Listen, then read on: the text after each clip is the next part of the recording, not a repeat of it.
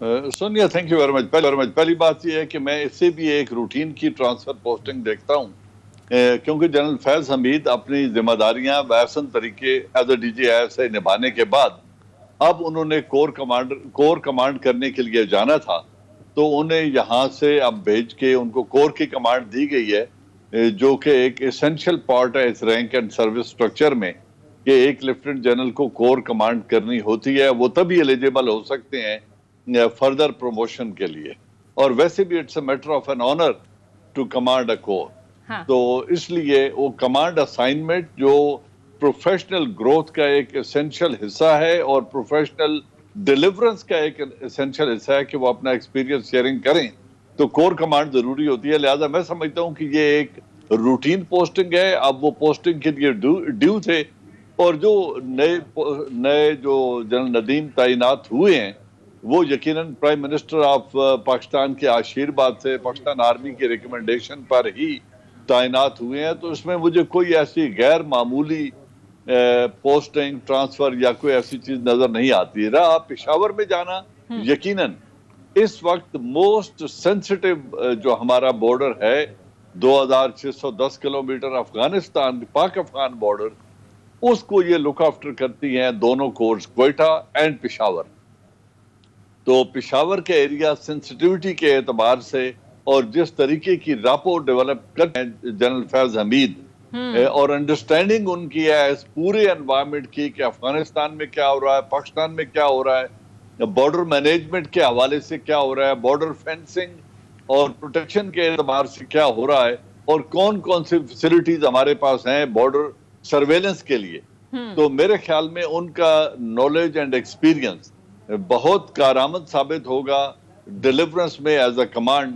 تو اس اعتبار سے یہ ایک انتہائی اہم پوسٹنگ ہے، اور شاید یہی وہ کنسیڈریشن ہے جس کی وجہ سے انہیں پشاور پوسٹ کیا گیا. اچھا جنرل صاحب، اس میں جو کیچ ہے نا، آپ نے بھی دیکھا ہوگا، ماشاءاللہ آپ کی بڑی گہری نظر ہے پاکستانی سیاست پہ بھی، انٹرنل ایکسٹرنل معاملات کو بڑا خوبی جانتے ہیں آپ. اب بڑے دنوں سے جو خبریں آ رہی ہیں کہ جی اب نئے آرمی چیف کی تقرر بھی ہونی ہے، اس حوالے سے اگرچہ ابھی خاصا وقت رہتا بھی ہے، اور آپ نے بالکل صحیح کہا کہ کور کمانڈر جب تک آپ ایک کور نہ ہیڈ کریں تو آگے پروموشن کا معاملہ بھی ہوتا ہے. اب ان کا نام بڑے دنوں سے آ رہا ہے کہ جی دو لوگ رہے ہیں ٹاپ پہ، جن میں سعد شمشاد مرزا ہیں جو ان سے سینئر ہیں. کہا جاتا ہے کہ جی وہ ان کو جوائنٹ چیئرمین چیف بنا دیا جائے گا، اور ان کا نمبر آ سکتا ہے آرمی چیف کے لیے فیض حمید صاحب کا. اسی تناظر میں بہت ساری باتیں ہوتی ہیں. اب اس ساری بات کا پاکستان کی سیاست سے بھی اور خطت کی سیاست سے بھی بڑا تعلق ہے. تو آپ سمجھتے ہیں کہ یہ اسی تناظر میں اگر دیکھا جائے، ویسے تو اسپیکولیشن ہی ہوگی کہ اس وقت کس کو بنایا جائے گا، لیکن آپ سمجھتے ہیں کہ یہ بھی اس سے تعلق اس کا جڑا ہوا ہے؟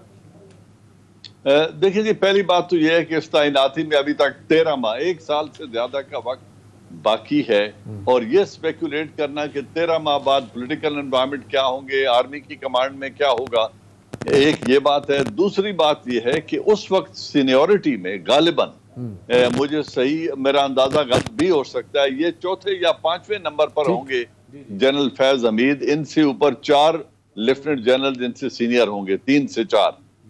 تو جو 5 نام پرائم منسٹر آف پاکستان کو جاتے ہیں نیا چیف منتخب کرنے کے لیے، اس میں یقیناً ان کا نام بھی شامل ہوگا. اب پرائم منسٹر آف پاکستان کا پریروگیٹو ہے کہ وہ چیف ان میں سے کسی ایک کو اپوائنٹ کر سکتے ہیں. لہذا اس حساب سے تو یہ اس سینیورٹی میں فال کرتے ہیں. ایکسپیرینس ان کا بہت ہے. اسی طرح ان سے جو سینئر ہیں وہ بھی بہت ایکسپیرینس ہیں کمانڈ میں، اور جو باقی سٹاف اسائنمنٹ ضروری ہوتے ہیں. تو کوالیفیکیشن کے اعتبار سے آل لیفٹیننٹ جنرل جو ٹاپ سینیورٹی میں ہیں، اپنی پروفیشنل کمپٹنس کے اعتبار سے، اپنے ایکسپیرینس کے اعتبار سے، all of them are eligible. تو یہ ایک ڈیسیژن ہوتا ہے پرائم منسٹر آف پاکستان کا. اور ہمارے پاکستان کی تاریخ میں 6 نمبر پہ بھی چیف بنے ہیں، 5ویں والے بھی بنے ہیں، 4تھے نمبر والے بھی بنے ہیں. تو کچھ پریڈکٹ کرنا میرے خیال میں یہ قبل از وقت ہوگا، اور not a right thing to do. ٹھیک ہے. جنرل فیض حمید ISI جو چیف تھے افغانستان گئے تھے، اور ہم نے دیکھا کہ دشمن ممالک کو بڑی آگ لگی تھی. پھر 8 ممالک کے ISI چیفز کی اسلام آباد آمد، یہ بھی ایک بہت بڑی کامیابی تھی جی، اور پوری دنیا کو کھٹک بھی رہی تھی. اب مغربی بارڈر بالخصوص افغانستان کے تناظر کا اگر دیکھا جائے تو آپ کو کیا لگتا ہے سر، یہ اہم تعیناتی ملک دشمنوں کے لیے، پاکستان دشمنوں کے لیے کتنا اہم پیغام ہے؟ دیکھیں میں سمجھتا ہوں پہلی بات یہ ہے کہ 8 جو انٹیلیجنس چیفز تھے، جن میں سے 2 ویٹو پاورز کے انٹیلیجنس چیفز تھے، ان کا یہاں آنا، اس کو ہمیں شخصیت کے اعتبار سے نہیں دیکھنا چاہیے کہ یہ جنرل فیض حمید کی کامیابی تھی یا ادارے کی کامیابی تھی۔ میں سمجھتا ہوں کہ جو انسٹیٹیوشن آف ISI ہے وہ ایک ادارہ ہے جو آرمی چیف کی ڈائریکشن اور پرائم منسٹر کی ڈائریکشن پہ کام کرتا ہے۔ اس میں جو بھی لیفٹیننٹ جنرل جن کو تعینات کیا جاتا ہے DG ISI، ان کے ساتھ ایک پورا پیکج ہوتا ہے۔ ISI کا ایک انسٹیٹیوشنل سپورٹ اور بیکنگ ہوتی ہے، ان کے ساتھ بڑا ایکسپیرینس لاٹ آف جنرل، تقریباً 7 سے 9 جنرل ہیں جو ان کو اسسٹ کر رہے ہوتے ہیں۔ تو اس اعتبار سے میں اس کو کسی پرسنالٹی سے نہ ایٹریبیوٹ کروں گا، نہ I would like to take away anything from the experience of General Faiz Hamid. He has done his job very well. He has made us all proud.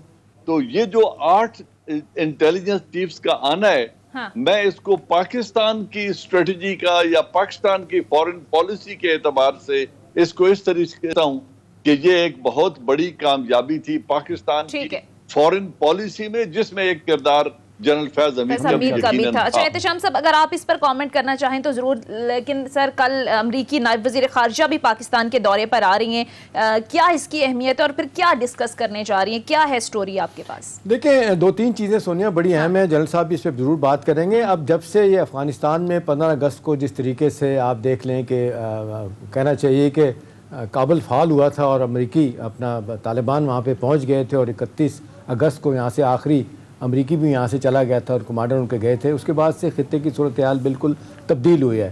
اب جس طریقے سے آپ دیکھ لیں NDS کا نیکسس ٹوٹ گیا ہے اور بڑی حد تک پاکستان کی سیکیورٹی کے معاملات بہتر ہوتے چلے جا رہے ہیں۔ طالبان بھی گارنٹی کر رہے ہیں کہ جی ہم اپنے بار بار کہتے ہیں اپنی زمین کو باہر کی سرگرمیوں کے لیے استعمال نہیں ہونے دیں گے دہشت گردی کے حوالے سے۔ اصل بات یہ کہ امریکن کے ساتھ جنرل صاحب ہمارے تعلقات ہمیشہ ہم نے دیکھا ہے کہ وہ لو ہیٹ ریلیشن شپ ہمیشہ سے رہا ہے۔ اتنا کچھ کرنے کے باوجود بھی آپ کو یاد ہے کہ جس طریقے سے فارمر سوویت یونین کو شکست ہوئی تھی، اور جانے کے بعد بجائے اس کے کہ اپریشیٹ کرتے ہم پہ آپ نے دیکھا کہ سینکشن لگنا شروع ہو گئی تھی، پریسل امینڈمنٹ آ گئی تھی۔ ابھی جس لحاظ سے کہا جا رہا ہے کہ جی انگیجمنٹ پالیسی کیا ہونی چاہیے، پاکستان تو ہر طرح سے بیلنس کرنے کی کوشش کر رہا ہے۔ پاکستان ڈیفینیٹلی چاہتا ہے کہ امریکہ اور ویسٹ کے ساتھ تعلقات بہتر ہوں، چائنا اور باقی لوگوں سے بھی ہوں، کیونکہ ہم پارٹی بننا نہیں چاہتے کسی کے ساتھ۔ ہاں یہ ایبسولوٹلی ناٹ کہہ کے پرائم منسٹر نے کم از کم ان لوگوں کو ضرور ہلایا، خاص طور پہ امریکہ میں جو لوگ چاہ رہے ہیں کہ ہماری بات سنی جائے، مانی جائے۔ اب بدلتے ہوئے حالات میں کہا جا رہا ہے کہ یہ بڑا اہم دورہ ہے۔ یہ ڈپٹی سیکرٹری آف اسٹیٹ کئی ممالک میں تو فارن منسٹر کے برابر ان کا عہدہ سمجھا جاتا ہے۔ ان کا یہاں آنا ونڈی کیا نام ہے جی، ونڈی شرمن کا، ان کا، ہاں وہ ہندوستان سے ہو کے آ رہی ہیں، وہاں آنا ڈیفینیٹلی جو ہے نا وہ اب بات ہوگی جی کہ پاکستان یہ ادر دین جو بات ہوتی ہے کہ جی دہشت گردی کے خلاف بھی بات کے علاوہ بھی بات ہوگی، میرا خیال ہے اس حوالے سے بھی بات ہوگی۔ اور دوسرا اب وہ جو بار بار کہا جا رہا ہے جنرل صاحب، جو ہماری اطلاعات ہیں کہ ایک دفعہ پھر بڑا دباؤ بھرپور امریکہ لے کے آنا جا رہا ہے کہ چائنا کو کسی طریقے سے پاکستان سے دور کیا جائے، اور یہ جس طریقے سے کسی نہ کسی وجہ سے آپ نے دیکھا سی پیک بھی رکا رہا ہے، وہ کہتے ہیں کہ جی ہم نہیں چلنے دینا، ہندوستان کا امریکہ کا نیکسس بڑا سامنے آ گیا، یورپ کے ممالک تو اس میں شامل ہونے کے لیے تیار ہیں، اٹلی تو پہلے کہہ چکا ہے۔ اب بدلتے حالات میں آپ کو کیا لگتا ہے کہ ایک تو ظاہر ہے انہیں پتہ چل گیا ہے کہ ہم اس طرح نہیں کر سکتے پاکستان کو علیحدہ کرنا، دوسرا یہ کہا جا رہا ہے جنرل صاحب کہ وہ باقاعدہ طور پہ آ کے یہ بات کرنے والی ہیں کہ جی ہمیں آپ ایئر کور دیں گی، ہم یہاں سے لوگوں کو جو القاعدہ کے لوگوں کو مارنا ہے، ISIS خراسان کو مارنا ہے اور لوگوں کو مارنا ہے، آپ ہمیں ایئر کور دیں، یہاں سے ہمارے جہاز جائیں گے۔ پاکستان ان کو کہا جا رہا ہے کہ پہلی ملاقاتوں میں کہہ چکا ہے کہ بھئی نتھنگ ڈوئنگ، یہ نہیں ہو سکتا، اگر آپ نے کرنا ہے تو آپ پہلے بات کریں افغانستان میں افغان لیڈرشپ سے بات کریں، طالبان سے، ادروائز ہمارے تعلقات ان کے ساتھ خراب۔ آپ کو اجازت دیتے ہیں وہ کہیں گے جی یہ کیا ہوا، ڈرون حملے آپ کر رہے ہیں، ابھی آپ دیکھ لیں فوراً بعد ہی 150 لوگ مارے گئے تھے، ڈرون اٹیک کیا تھا اور پھر دوسرا حملہ کیا، 9 لوگ مارے گئے جس میں 7 کہا جاتا ہے بچے بھی تھے۔ تو جنرل صاحب آپ کو کیا لگتا ہے کہ یہ ہمیں کیا ڈکٹیٹ کرنے آ رہی ہیں، ہم سے اب کیا اچیو کرنا چاہتی ہیں؟ بہت سے حوالوں سے تو ہمارے لیے مشکلات پیدا کر سکتے ہیں وہ پریکٹیکلی دیکھا جائے، کچھ لوگ کہتے ہیں نہیں کر سکتے، دیکھیں نا IMF FATF ہے، ورلڈ بینک ہے، اور پھر ہماری خود اپنی 45% ہماری ایکسپورٹس ہیں، ہمارا سعودی عرب کے بعد سب سے زیادہ ریمیٹنسز ہماری امریکہ سے آتی ہیں، ہماری مشکلات اپنی جگہ، ہمیں یہ آرم ٹوسٹنگ کے لیے آ رہی ہیں کیا کرنا چاہ رہی ہیں, آپ کو کیا لگتا ہے؟ جی تھینک یو احتشام صاحب. جو پہلے آپ نے بات کی ہے, ایک تو ہماری تاریخ ہمیں سامنے رکھنی پڑے گی, کیونکہ we have been bending backward to please American right from the days of 60s.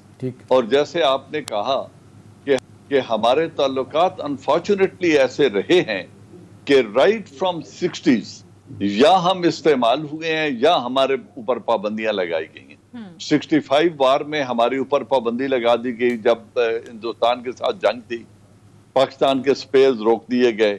اس کے بعد جب 71 ہوا اور یو ایس ایس آر اور انڈیا نے پیس اینڈ فرینڈشپ کا ایک معاہدہ کر کے شاید ہی یو ایس ایس آر نے انڈیا کو بنگلہ دیش, اس وقت جو فارمر ایسٹ پاکستان تھا, اس میں حملہ آور ہونے کے لیے شاید ہی, تو اس وقت بھی امریکہ نے نہ ہمارا ساتھ دیا اور وہ بیری بیڑے کا راستہ تلاش کرنا. اور وہ ہم سب نے ایک دیکھا ہے کہ ایک تاریخ ہے, پاکستان 2 لخت ہو گیا.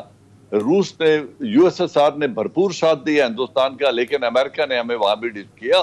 اس کے بعد ایک لمبی تاریخ ہے, آپ کارگل کو دیکھ لیں, یا اس سے پہلے 84 میں جب ہم یو ایس ایس آر کے خلاف تمام تر تعاون کر رہے تھے اور ایک جنگ لڑ رہے تھے امریکہ کے ساتھ مل کر یو ایس ایس آر کے خلاف, ان دنوں میں ہندوستان نے 1984 میں سیاچن پر قبضہ کر لیا. نہ امریکہ نے ہمیں پیشگی اطلاع دی, نہ انڈیا کو ریٹریٹ کرنے پر مجبور کیا, جس طرح ہمیں کارگل میں مجبور کیا گیا تھا. اس طرح کا کوئی دباؤ ہندوستان پر نہیں ڈالا گیا. تو امریکہ نے اس وقت بھی ہمارا ساتھ نہیں دیا بلکہ ہمیں استعمال کیا.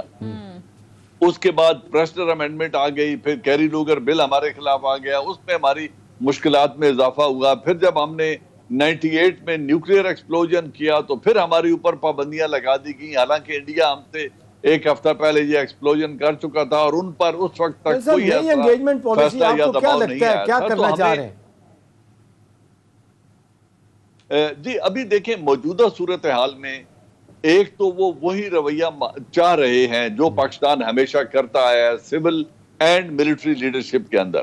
پاکستان جیسے میں نے کہا we have been bending backward, ہم پورا ہر اعتبار سے ان کے ڈکٹیٹس کو ایکسپٹ کرتے رہے ہیں, لیکن present political leadership and military leadership نے جو ایک سٹینس لیا ہے نو مور کا, اور ایک اصولی موقف اپنایا ہے کہ اب ہم اپنے پڑوسی ملک پر حملہ آور ہونے کے لیے ایئر کوریڈور دینا یا ایئر بیسز پرووائڈ کرنا ہم ہرگز ایسا نہیں کریں گے.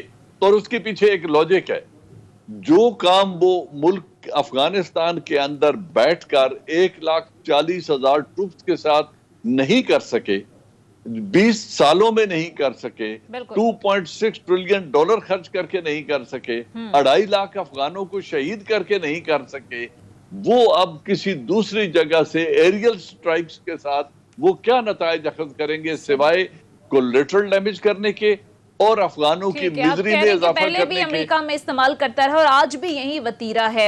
ابھی بھی وہ جو آ رہی ہیں, ابھی جو وہ آ رہی ہیں ان کے پاس بھی ایک سٹک اینڈ کیرٹ کا وہ فارمولا لے کے آ رہی ہوں گی یقیناً.